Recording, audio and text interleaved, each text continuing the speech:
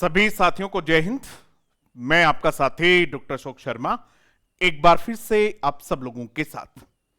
आज जिस विषय पर हम बातचीत करने वाले हैं, जिस टॉपिक पर हम डिस्कशन करने वाले हैं, वो एक गंभीर विषय है। आप किसी भी एग्जाम की तैयारी कर रहे हैं, किसी भी विषय से आप तैयारी कर रहे हैं, तो आपके लिए ये वीडियो उपयोगी है। इस सेशन में जो चर्चा होने वाली है वो आपके लिए बहुत उपयोगी है। आप तैयारी करते हैं और तैयारी करने के बाद आपका जो परिणाम है वो आपकी आशा के अनुरूप नहीं आता है। कुछ बच्चे ऐसे हैं जो तैयारी नहीं करते हैं, जो पढ़ाई नहीं करते हैं, गंभीर नहीं होते हैं, उनका परिणाम उनकी आशा के अनुरूप नहीं आए तो कोई विशेष बड़ी बात नहीं है, क्योंकि उन्होंने पढ़ाई नहीं की इसलिए उनका चयन नहीं हुआ। तो ये कोई चिंता का विषय नहीं है। नहीं तो इस पर वे लोग चिंता करते हैं जिनका वो परिणाम होता है और नहीं बाकी कोई चिंता करते हैं। लेकिन एक बड़ा वर्ग ऐसा भी है, विद्यार्थियों का एक बड़ा समूह ऐसा भी है जो तैयारी करता है, पूरी गंभीरता के साथ तैयारी करता है, पूरी रणनीति बनाकर तैयारी करता है, उसके बावजूद उनका परिणाम सकारात्मक नहीं होता है। वे अपने एग्जाम के जो उन्होंने एग्जाम दिया था उसके लिए, वो जिस पद के लिए उन्होंने एग्जाम दिया था उसके लिए वो चयनित नहीं हो पाते हैं। आज के इस वीडियो में हम उन्हीं कुछ बातों पर चर्चा करेंगे कि वे कौन सी गलतियां रह जाती हैं, वे कौन सी छुपी हुई गलतियां रह जाती हैं जिन पर हमारा ध्यान नहीं जाता है। हम सीरियस हैं, हम गंभीर विद्यार्थी हैं, हम चाहते भी हैं कि हमारा सिलेक्शन हो, हम समय भी पूरा देते हैं, लेकिन फिर भी कुछ छोटी छोटी गलतियां ऐसी रह जाती हैं जिन पर हमारा ध्यान नहीं जाता है। लेकिन वो बहुत ही इस प्रकार की गलतियां होती हैं जिनका परिणाम बहुत ही घातक होता है, जिनका परिणाम बहुत पीड़ादायक होता है। उन बिंदुओं पर आज हम चर्चा करेंगे। आपने और मैंने भी बहुत सारे बच्चों से ये कहते हुए सुना है कि सर मैंने बहुत मेहनत की, मैंने बहुत पढ़ाई की, मेरा फिर भी सिलेक्शन नहीं हुआ, इसमें मेरी कोई गलती नहीं है। ये जो कथन है ये आंशिक रूप से सत्य है, यानी इसमें ये बात तो सत्य है कि आपने बहुत मेहनत की, आपका सिलेक्शन फिर भी नहीं हुआ, कि 2 पॉइंट तो इसमें बिल्कुल सत्य हैं, लेकिन इसमें मेरी कोई गलती नहीं, ये ठीक नहीं है। कुछ गलतियां आपने की, कुछ जानबूझकर हो गई, कुछ अनजाने में हो गई, लेकिन गलतियां तो हुई हैं।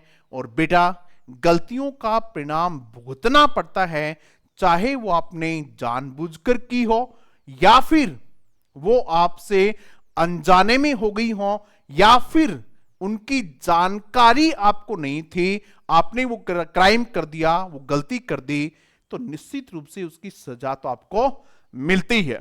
अभी परिणाम आए हैं पिछले दिनों, कई परीक्षाओं के परिणाम आए हैं। बहुत सारे बच्चे ऐसे हैं जिनकी ये शिकायत रहती है कि सर बहुत मेहनत करने के बाद भी परिणाम हाथ नहीं लगा। क्या वजह रही होगी? उन्होंने खुद भी विश्लेषण किया होगा, और एक अध्यापक के नाते, एक विद्यार्थी के नाते मैंने भी उन पे विश्लेषण किया, और विश्लेषण करने के बाद जो 5-7 बिंदु मुझे लगे, उन बिंदुओं को मैं आज आप लोगों के साथ यहां साझा करूंगा। देखो, सिलेक्शन नहीं होने की बड़ी वजह ये तो है ही कि आप पढ़े नहीं। हम उसकी चिंता नहीं कर रहे हैं, उसकी बात ही नहीं कर रहे हैं। हम तो उन बच्चों को एड्रेस कर रहे हैं जिन्होंने मेहनत तो की थी लेकिन फिर भी नहीं हुआ। क्या गलतियां रह गई होंगी? तो हमने आज इसका नाम दिया है, ये 10 गलतियां कभी आपका सिलेक्शन नहीं होने देंगी। कहीं आप तो ऐसी गलती नहीं। कौन सी 10 गलतियां हैं? 10 मैंने नाम दिया है, केवल हो सकता है ये 7-8 हो, 10 में से कुछ एक दूसरे के भाग हो, तो हम उन पे आज चर्चा करेंगे। पहली गलती देखिएगा, मिस्टेक नंबर 1, पहली गलती आप लोग भी देखते जाइएगा कि इनमें से आपने कौन सी गलती की है। यदि आप असफल हैं तो मान के चलिएगा कहीं न कहीं कोई गलती जरूर हुई है, चाहे आप कितना ही दूसरों पर डालते जाएं, लेकिन आपको जिम्मेदारी लेनी चाहिए और ये आत्ममंथन करना चाहिए कि कहां कोई कमी रह गई होगी। इन 10 में से कोई न कोई कमी आपकी रही है, आप जरूर सोचिएगा, कमेंट बॉक्स में भी बताइएगा कि हां ये मेरी गलती रही और मैं अब इस गलती को आगे नहीं दोहराऊंगा। हमारा जो मकसद है वो यही है कि आप उन गलतियों के बारे में जागरूक तो हो, कम से कम आपको पता तो हो कि ये गलतियां हैं। बहुत सारे बच्चों को ये पता ही नहीं है कि वो गलतियां हैं, क्योंकि वे उस प्रकार के अध्ययन के आदी हो चुके हैं, वे कंडीशनड हो गए हैं, उनका माइंड जो है उसी प्रकार की हैबिट्स का कंडीशनड हो गया है। इसलिए आप जागरूक हो, हमारा केवल यही मकसद है इस वीडियो का। पहला देखिएगा, आधा अधूरा कंटेंट तैयार करना। सबसे मुख्य वजह यह है आधा अधूरा कंटेंट तैयार करना। इसको समझेंगे हम क्या कहना चाह रहे हैं हम इसमें। आधा अधूरा कंटेंट तैयार करना यानी वे बिंदु जो आप लोगों की रुचि के नहीं हैं, उन बिंदुओं को छोड़ देना या फिर उनको उतना समय नहीं देना जितना आप बाकी को देते हैं। जैसे 100 प्रश्न आने हैं, उनमें से 20 टॉपिक के 100 प्रश्न आने हैं, ये मान लिया जाए, और ये 20 टॉपिक हैं, हर टॉपिक में 5 क्वेश्चन आने हैं, या फिर ये तय नहीं है कि किस टॉपिक में कितने प्रश्न आने हैं।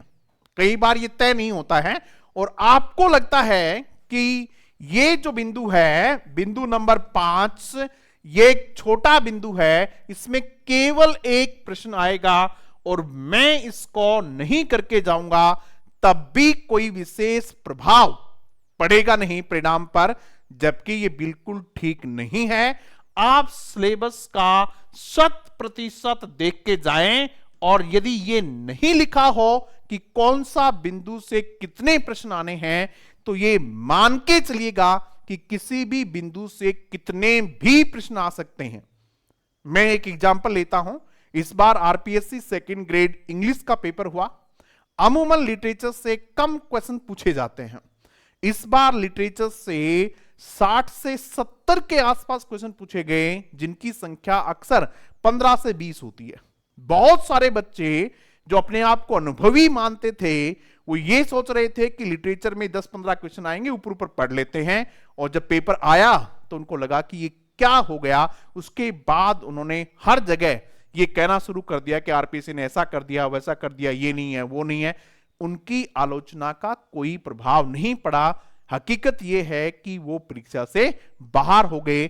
आप ऐसी गलती कभी नहीं करें, आपने की होगी यदि आप असफल हैं तो।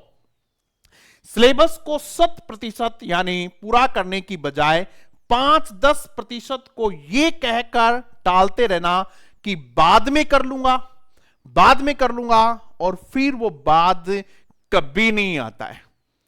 हर परीक्षा के सिलेबस में कुछ बिंदु ऐसे होते हैं जो आपकी प्रकृति को, आपके एप्टीट्यूड को मैच नहीं करते हैं, आपके स्वभाव के अनुरूप नहीं होते हैं, आपकी रुचि के अनुरूप नहीं होते हैं।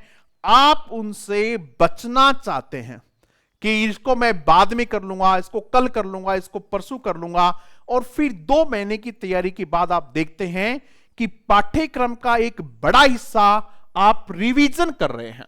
पाठ्यक्रम के एक बड़े हिस्से का आप रिवीजन कर रहे हैं, लेकिन वो छोटा हिस्सा जो 5 से 10% ही है, आपने उसको एक बार भी नहीं पढ़ा है।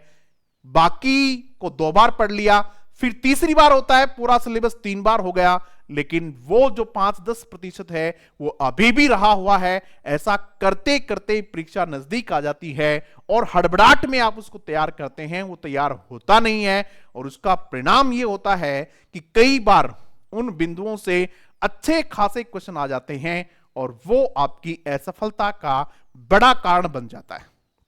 एक एग्जाम्पल और लेते हैं। इस बार आरपीएससी फर्स्ट ग्रेड इंग्लिश का पेपर हुआ, उसमें पोस्ट ग्रेजुएशन लेवल जो है वहां से कम क्वेश्चन पूछे जाते हैं, ऐसा माना जाता रहा है। पुराने पेपर्स ये कहते हैं कि 15 के आसपास क्वेश्चंस में मामला बन जाता है। इस बार वहां द वेस्टलैंड अकेली से 16 से 17 क्वेश्चन पूछ लिए गए, बाकी से और ज्यादा पूछ लिए गए, उनकी संख्या भी 35 के आसपास चली गई। तो आप ये जज नहीं कर सकते कि पेपर कहां से आएगा, किस टॉपिक से कितने क्वेश्चंस आएंगे। ये गलती, बड़ी गलती हुई है, उसका बड़ा नुकसान आपको उठाने को मिलता है। आप सोचें, अपने खुद पर मंथन करें कि यदि आपने ये गलती की है तो इस गलती से आप कैसे बचेंगे, क्योंकि जानना पर्याप्त नहीं है। आप जान लिया, आपने बहुत सारी बातें तो आप जानते ही हैं, मेरे से भी ज्यादा अच्छे से जानते हैं, लेकिन जानना पर्याप्त नहीं है, समझना पर्याप्त नहीं है। जानना, समझना और फिर उस पर काम करना जरूरी है। आप इसको काम में लेते हैं या नहीं लेते हैं, ये आप पर डिपेंड करता है। मैं केवल ये बता रहा हूं कि आप ये गलती करेंगे तो परिणाम ठीक नहीं होगा, इस बात की ज्यादा संभावनाएं हैं। दूसरा देखिएगा, दूसरी गलती कौन सी हो सकती है जो मैंने माना है, मैंने सोचा है, मैंने समझा है, उसके अनुसार मिस्टेक नंबर 2, किसी एक ही टॉपिक पर आवश्यकता से अधिक फोकस करना। होता क्या है, एक टॉपिक है जो आपकी रुचि का हो सकता है, आपके अध्यापक की रुचि का हो सकता है।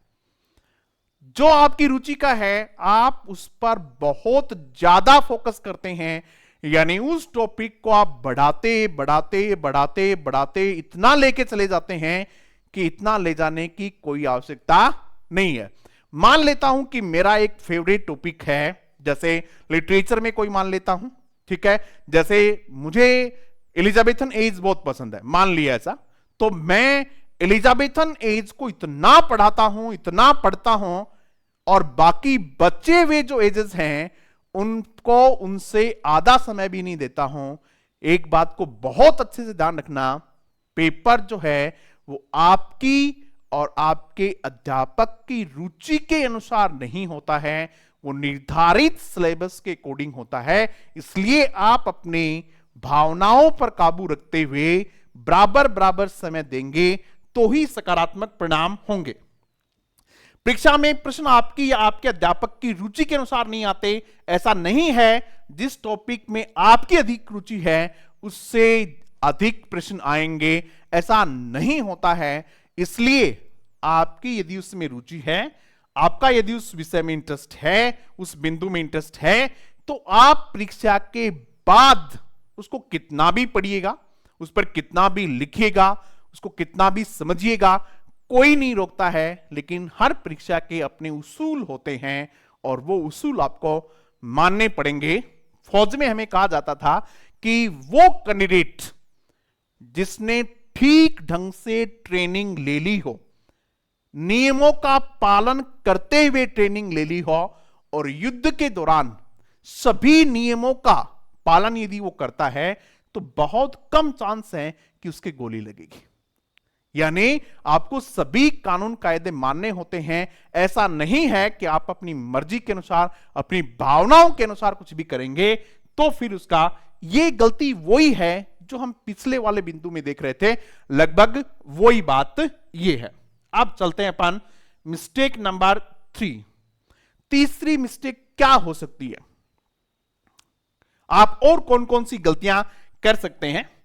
केवल अलग दिखने के लिए, केवल अलग दिखने के लिए ऐसे बिंदुओं पर समय खराब करना, ऐसे बिंदुओं पर अनावश्यक समय डालना जिनका एग्जाम से कोई लेना देना नहीं होता है। केवल आप उस सब्जेक्ट के उस बिंदु को उस गहराई तक केवल इसलिए लेके जा रहे हैं, या फिर उसको उस अप्रोच के साथ केवल इसलिए पढ़ रहे हैं ताकि आप बाकी बच्चे जो पढ़ रहे हैं उनसे अपने आप को अलग कर सको कि देखो मैं ये भी पढ़ता हूं, मेरे टेस्ट सीरीज में ये क्वेश्चन भी है केवल इसलिए कि बाकी को नहीं आता है। नहीं पढ़ना कभी भी। आप किस पे काम करो? बेसिक्स पे काम करो। आप जो बेसिक्स चीजें हैं, जो सामान्य चीजें हैं, आप उनको बहुत अच्छे से तैयार कर ले।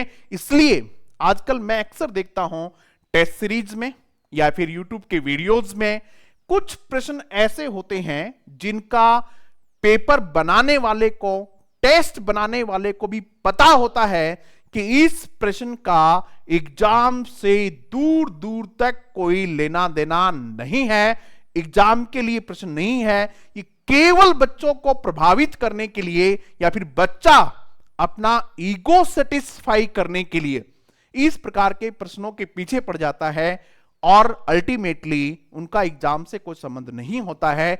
ये गलती बहुत सारे बच्चे करते हैं और ये गलती आप कहां से शुरू करते हैं? जब आप इस प्रकार की टेस्ट सीरीज देना चाह रहे हैं जिनका केवल यह बताने के लिए कि साहब मैं ऐसे टेस्ट पेपर बनाता हूं जो बहुत मुश्किल होते हैं।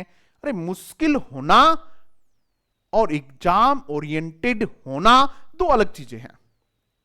मुश्किल प्रश्न तो एग्जाम ओरिएंटेड भी हो सकता है, जो टॉपिक दिया हुआ उसमें भी मुश्किल बन सकते हैं, लेकिन कुछ ऐसे मुश्किल जिसको उठपटांग प्रश्न कह सकते हैं आप पुराने देखिएगा, आपने टेस्ट सीरीज ज्वाइन की होगी, आपने सिलेबस किया होगा, अब देखिएगा आज आपको वो बात समझ में आ सकती है क्योंकि आपने एग्जाम दे लिया है। जब बच्चा एग्जाम के लिए प्रिपेयर होता है तब उसके समझ में नहीं आता है क्योंकि वो उस टीचर के लगातार संपर्क में होता है और उनको लगता है कि सर जो कह रहे हैं वो बिल्कुल ठीक ही कह रहे हैं, मानना भी ऐसा ही चाहिए। लेकिन अब आपके पास समय है, आप एक बार अब उनको देख लीजिएगा कि कहां कहां आपका अनावश्यक समय खराब हुआ है। उन बिंदुओं पर जाने से अनावश्यक समय खराब होता है, ऊर्जा खराब होती है और रिवीजन करते हो तब और ज्यादा नुकसान होता है। तो उस प्रकार के प्रश्नों की पहचान आपको होनी चाहिए कि इस प्रश्न का एग्जाम से कोई लेना देना नहीं है, ये उठपटांग प्रश्न है, ये केवल और केवल अन्य से आपको अलग दिखने की चाह है जो है वो आपको इस प्रकार के प्रश्नों की तरफ लेके जाती है। आप उनसे बचिएगा। आगे देखते हैं अपन। यस, जो केवल आपके देखिए एग्जाम में नहीं जानना चाहता है कि आप कितने विद्वान हो, एग्जाम ये नहीं जानना चाहता कि आप कितने बड़े विद्वान हो। मैं कमला दास पे मेरी पीएचडी है, मैं चाहूं तो कमला दास पे बहुत लंबे समय तक पढ़ा सकता हूं, बहुत पेजेस आपको लिखवा सकता हूं, लेकिन मुझे पता है कि मैं सेकेंड ग्रेड के विद्यार्थियों को पढ़ा रहा हूं, इसलिए मैंने वहां भी आपको सीमित ही लिखवाया है जो आपके एग्जाम से रिलेटेड है। ऐसा नहीं होता है कि आप किसी एक बिंदु को ही इतना खींचते हैं क्योंकि वो आपकी रुचि का है, तो वो आप ध्यान देंगे इसमें। उसके बाद देखते हैं मिस्टेक नंबर 4, 20% सिलेबस पर 80% टाइम और 80% सिलेबस को 20% समय देना। ये आप देखेंगे कि सर जी सारी बातें एक दूसरे से जुड़ी हुई हैं, आप इनका एक पॉइंट बनाएं तब भी ठीक है, चौथा बनाएं तब भी ठीक है, एक ही पॉइंट में सारी बातें कर लें तब भी ठीक है। 20% सिलेबस पर 80% टाइम डिवोट करना और 80% सिलेबस को केवल 20% समय देना। देख लीजिएगा एक बार सोच के, आपने ऐसा तो नहीं किया कहीं कि 5-6 पॉइंट हैं उन पे ही लगे हुए हो और जो बच गया उसको फटाफट सल्टा रहे हो। ऐसा नहीं है कि जब सिलेबस शुरू किया आपने तो उसके प्रारंभिक जो टॉपिक थे उस प्रारंभिक टॉपिक को ही आपने 2.5 से 3 महीने पढ़ा और पूरा सिलेबस जो बच गया उसको भी आपने 2.5 से 3 महीने पढ़ा। पूरा सिलेबस आपने 5 महीने में किया, 5 महीने में 2.5 महीने आपने केवल पहला या दूसरा टॉपिक पढ़ा, जिस टॉपिक से 1 या 2 प्रश्न आने हैं, 3 या 4 प्रश्न आने हैं और बचे हुए 2.5 से 3 महीने में आपने उतना सिलेबस किया जहां से 140 क्वेश्चन आने हैं। क्या आपने ऐसी गलती की? अगर की है तो मानिएगा कि आपकी असफलता में एक बड़ी वजह है। देख लीजिएगा, आप एक बार अपने आप का विश्लेषण कीजिएगा कहीं ऐसा है क्या कि आपने उन बिंदुओं को जहां से केवल 4 प्रश्न आते हैं वहां आपने 2.5 महीने लगाए और बचे हुए समय में भी आपने उतना लगाया? ऐसा नहीं है। या तो आप इसमें 4 लगाते हो तो फिर आपके पास 2 साल का समय होना चाहिए, आप सबको उतना उतना समय दो, कोई दिक्कत नहीं है। या फिर आप इसमें थोड़ा कम कर लो ताकि इनके साथ भी न्याय हो सके, ऐसा आप जरूर करें। ठीक है भाई, चलो नेक्स्ट देखते हैं। यह भी एक बहुत महत्वपूर्ण बिंदु है जिस पर अक्सर बच्चे नहीं सोचते हैं, ध्यान नहीं देते हैं। मिस्टेक नंबर 5, पुराने प्रश्न पत्रों में आए प्रश्नों के स्तर और पैटर्न को देखे बिना ऐसे प्रश्नों में उलझना जो केवल आपको डराते हैं, कंफ्यूज करने के उद्देश्य से बनाए जाते हैं। कैसे प्रश्न? आप जब पे तैयारी कर रहे हैं तो बहुत आवश्यक है आप सिलेबस और पुराने क्वेश्चन पेपर्स को बहुत ठीक ढंग से देख लें। जब आप पुराने प्रश्न पत्र हल करेंगे तो आपको 2 चीजें समझ में आएंगी। कौन सी? किस पैटर्न के क्वेश्चंस आते हैं और किस डेप्थ के क्वेश्चन आते हैं। यानी क्वेश्चन कैसे पूछे जा रहे हैं, पैटर्न क्या है और क्या उनकी गहराई है, आपको कहां तक पढ़ना है। ऐसा नहीं है कि आप कितना भी पढ़ते चले जाइएगा, आपको रिवीजन करना होगा। यदि आपने रिवीजन नहीं किया तो आप मान के चलिएगा कि आपने जो पढ़ा है वो आप एग्जाम तक लेके नहीं जाएंगे और परिणाम ठीक नहीं होगा। आप तैयारी बहुत कर रहे हैं, बहुत समय दे रहे हैं, लेकिन आप कहां दे रहे हैं ये देखिएगा। क्या आपका कंटेंट जो है वो एग्जाम ओरिएंटेड है या नहीं है। मैं अक्सर कहता हूं कि कुपोषण की जो परिभाषा है वो केवल कम पोषण नहीं है, ज्यादा पोषण भी कुपोषण होता है।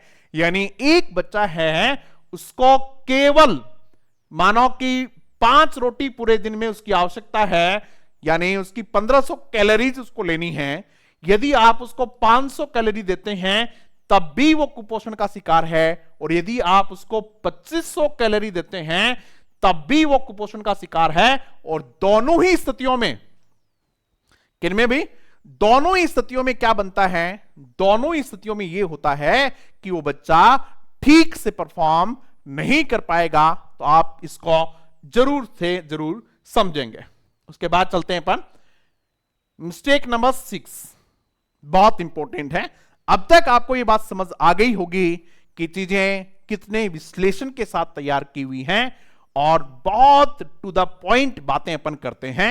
ये देखिएगा, मार्केट में उपलब्ध हर पुस्तक, हर नोट्स, चाहे उसका एग्जाम के स्तर से कोई लेना देना हो या नहीं हो, उसको खरीदना, उस पर अनावश्यक अपना पैसा, ऊर्जा, उस समय बर्बाद करना। एग्जाम के दिनों में मार्केट में इतनी सारी बुक्स, इतने सारे नोट्स उपलब्ध होते हैं कि बच्चा कंफ्यूज हो जाता है।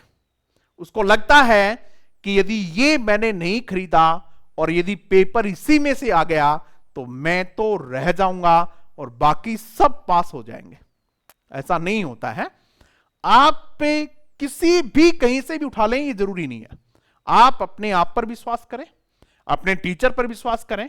मैं ये पूरे दावे के साथ कहता हूं कि जो बच्चे हमसे जुड़े हुए थे, हमने उनको जितना कंटेंट दिया, यदि उतना कंटेंट उन्होंने अच्छे से तैयार कर लिया, कहीं दूसरी जगह से एक लाइन भी नहीं पड़ी, तब भी उस बच्चे का बहुत आसानी से सिलेक्शन हो रहा है, कोई दिक्कत नहीं है।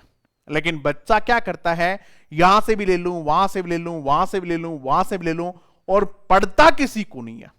पूरा पढ़ा किसी का नहीं जाता है, क्योंकि आधा उसमें भी छूट जाता है, आधा उसमें भी छूट जाता है, आधा उसमें भी छूट जाता है, और छूटे हुए से क्या जाता है, प्रश्न आ जाता है और वो आपकी समस्या का कारण बन जाता है। तो आप बचें इससे। एक बुक ले लें, 2 ले लें, 3 ले लें, मतलब अपने टॉपिक के हिसाब से, और फिर उनको बार बार तैयार करें, पूरे विश्वास के साथ तैयार करें। और जहां भी आप जुड़े हुए हैं, जिस अध्यापक से आप जुड़े हुए हैं, आप मान के चलिएगा कि अध्यापक की यह नैतिक जिम्मेदारी होती है कि वो इतना कंटेंट आपको दे कि वहां से कम 80 से 90% प्रश्न तो आए ही आए। इतना तो होता ही है। देखो, जब भी आप कहीं कुछ कोर्स सेलेक्ट करते हो तो 2-3 बातें आपको जरूर ध्यान में रखनी है। क्या ढूंढते हो आप एक टीचर में? पहली बात, वो कमिटेड होना चाहिए, वो कंपैशनेट होना चाहिए, यानी आपकी उसको चिंता होनी चाहिए, वो आपके बारे में सोचता तो हो, यानी वो आपके लिए कमिटेड हो। कौन कौन सी चीजें एग्जाम के लिए तैयार करनी है वो खुद सोचे और तैयार करे। उनके पास समय होना चाहिए, यानी जब आपको जरूरत हो तब वो उपलब्ध रहें। ऐसा नहीं है कि आपने कोर्स ले लिया और उसके बाद आप उनसे बात भी नहीं कर पा रहे हैं, आपको जरूरत है और वो उपलब्ध नहीं है, उनके पास इतना समय नहीं है या फिर वो अन्य कामों में व्यस्त हैं, तो फिर आपको दिक्कत होती है। और तीसरी बात, उनके पढ़ाए हुए कंटेंट के बाद आपको अन्य कहीं से कुछ पढ़ने की आवश्यकता नहीं होनी चाहिए। उनके पढ़ाए में से कम 80 to 90% तो आना ही चाहिए। उसके बाद फिर आपको इन सब चीजों से कोई लेना देना नहीं है। मार्केट में क्या नया आ रहा है, कितने नोट्स आ रहे हैं, कितनी बुक्स आ रहे हैं, आपको कोई लेना देना नहीं है, क्योंकि ये बात आपके अध्यापक अच्छे से सोचते हैं, वो जानते हैं यदि कुछ नया आएगा तो पहले वो पढ़ेंगे और आपके लिए जो आवश्यक चीज है वो आप तक पहुंचा देंगे। उसके बाद देखते हैं मिस्टेक नंबर 7, अपनी तुलना किसी दूसरे विद्यार्थी के टेस्ट सीरीज में आए अंकों के आधार पर करके अनावश्यक तनाव में आ जाना। यह भी एक बहुत बड़ी बात है भाई, ध्यान देंगे आप इस बात को भी। अपनी टेस्ट सीरीज आपने ज्वाइन की और आपने टेस्ट सीरीज ज्वाइन की, आपके टेस्ट में जो मार्क्स आ रहे हैं, आपने अपने मार्क्स की तुलना किससे कर ली? अपने साथी के मार्क्स से कर ली, और फिर आपके मार्क्स कम आ गए और आप क्या हो गए? अनावश्यक तनाव में आ गए। ज्यादातर बच्चे तो टेस्ट के बाद मोटिवेट कम होते हैं और तनाव में ज्यादा आते हैं, क्योंकि वो दूसरों से तुलना कर लेते हैं और फिर उस तनाव में वो 1-2 दिन पढ़ नहीं पाते हैं। फिर क्या है, कुछ अनावश्यक करने की कोशिश करते हैं, कुछ एक्स्ट्रा करने की कोशिश करते हैं कि यार मेरे मार्क्स कम आए सॉरी भाई, तो मुझे कुछ एक्स्ट्रा करना चाहिए, और फिर एक्स्ट्रा करने के चक्कर में वो अपना समय खराब कर देते हैं। ये वजह होती है।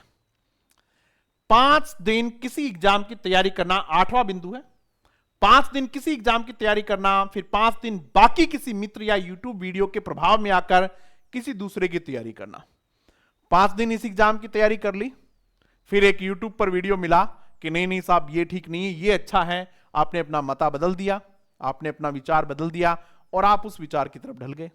आपके मित्र ने कहा कि नहीं यार ये नहीं है, ये करनी चाहिए, फर्स्ट ग्रेड नहीं है सेकंड करनी चाहिए, सेकंड नहीं फर्स्ट करनी चाहिए, यहां से नहीं पढ़ना चाहिए वहां से पढ़ना चाहिए। फिर आप पे अपना समय बर्बाद करते हैं। ऐसी गलतियां भी आप पे नहीं करें। थोड़ा सोच लें, सोचने में समय ले लें, 5-10-15 दिन सोच लें, सोचने के बाद फिर बार बार नहीं सोचें।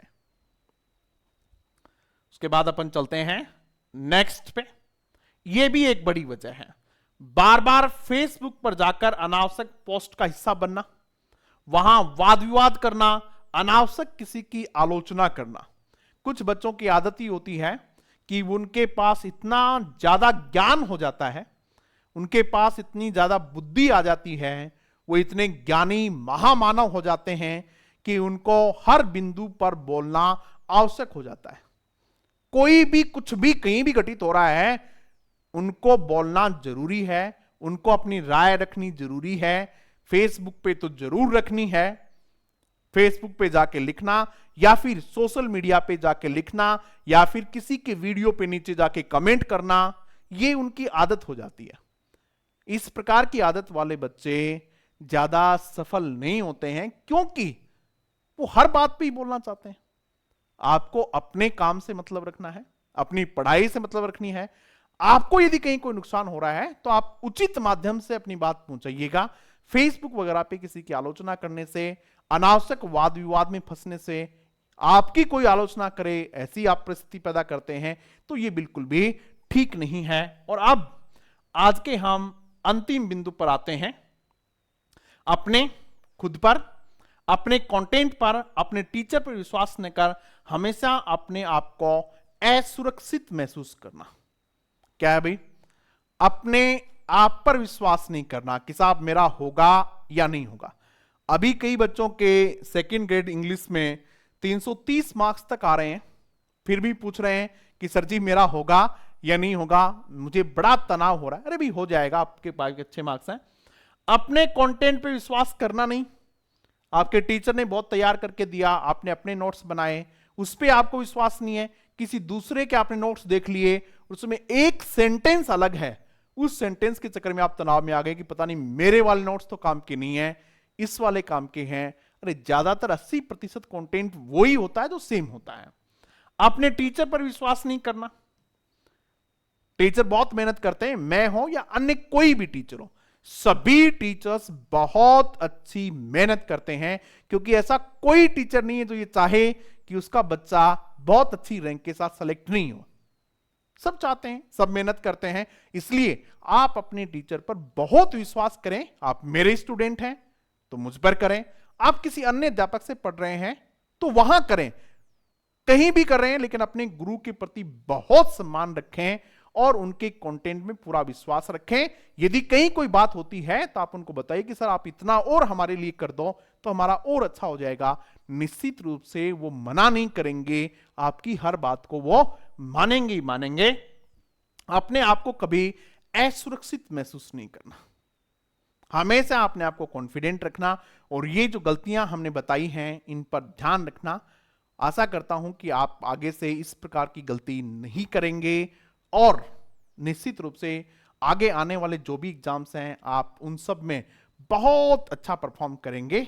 यदि आप पे हमारे चैनल पर पहली बार आ जाए हैं तो निश्चित रूप से चैनल को सब्सक्राइब कर लीजिएगा, लाइक कर दीजिएगा, और ये जो वीडियो है ये आप अपने सभी साथियों तक पहुंचाएगा ताकि सभी लोगों तक इस प्रकार की बातें पहुंच सकें। मुझे आशा है कि आप ऐसा जरूर करेंगे। Thank you very much.